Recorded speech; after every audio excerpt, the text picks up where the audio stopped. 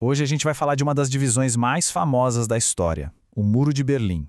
Uma cicatriz de concreto que não dividiu só uma cidade, sabe? Dividiu o mundo inteiro. E a pergunta que fica é, como é que uma barreira tão brutal apareceu assim, literalmente da noite para o dia? É isso que a gente vai desvendar agora. Imagina só a cena. Você acorda num domingo de manhã e quando olha pela janela, sua rua está sendo rasgada por tratores. Pois é, foi exatamente isso que aconteceu em 13 de agosto de 1961. Do nada, trabalhadores da Alemanha Oriental, com soldados do lado, começaram a levantar barreiras de arame farpado. E assim, de uma hora para outra, Berlim foi brutalmente dividida. E aquela noite, bom, ela foi só o começo, né? O começo de uma divisão que ia cortar bairros no meio, separar famílias, uma divisão que ia rachar não só a Alemanha, mas o mundo todo. E isso durou quase 30 anos. A grande questão é essa, né? Como é que as coisas chegaram a esse ponto, assim, tão de repente? Para a gente entender isso, a gente precisa voltar um pouquinho no tempo, lá para o final da Segunda Guerra Mundial. Então olha só, quando a Alemanha nazista foi derrotada, os aliados que lutaram juntos dividiram o país. Só que aquela aliança de guerra, ela não durou muito. A amizade virou desconfiança, sabe? E aí começaram a surgir visões completamente diferentes sobre o futuro da Europa, criando uma nova divisão. Essa linha do tempo aqui ajuda a gente a visualizar como tudo foi acontecendo. A ideia inicial era que essa divisão da Alemanha fosse algo temporário. Mas não foi bem assim. Chegou 1949 e o país já estava oficialmente rachado em dois. E isso, claro, preparou o terreno para décadas e décadas de tensão. E aqui está o X da questão. De um lado, as potências do Ocidente, com uma ideia de economia liberal mais aberta. Do outro, a União Soviética, que queria criar um bloco de países comunistas que seguissem suas ordens. E isso incluía a Alemanha Oriental. Eram literalmente dois mundos, duas ideologias que não se bicavam.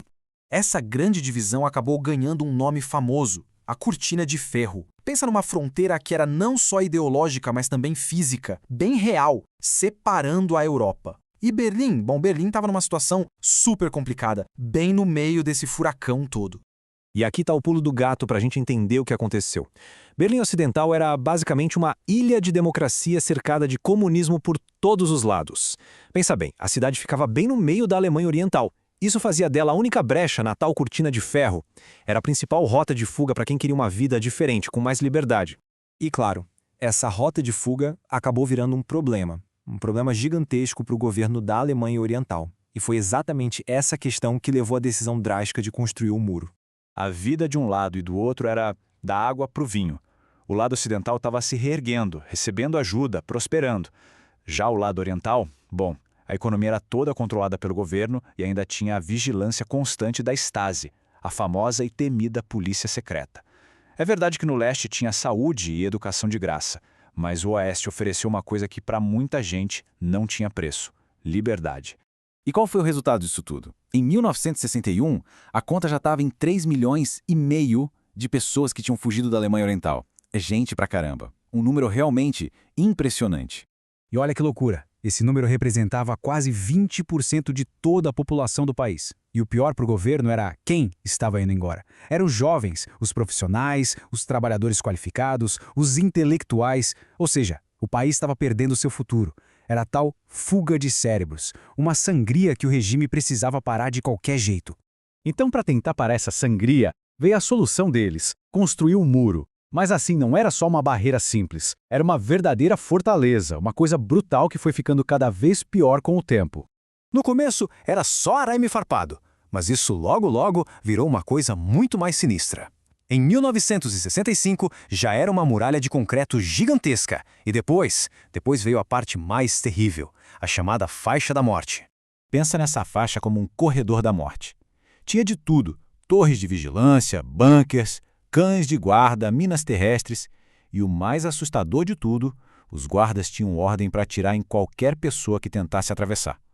A mensagem era bem clara, né? Tentar fugir era o mesmo que assinar uma sentença de morte.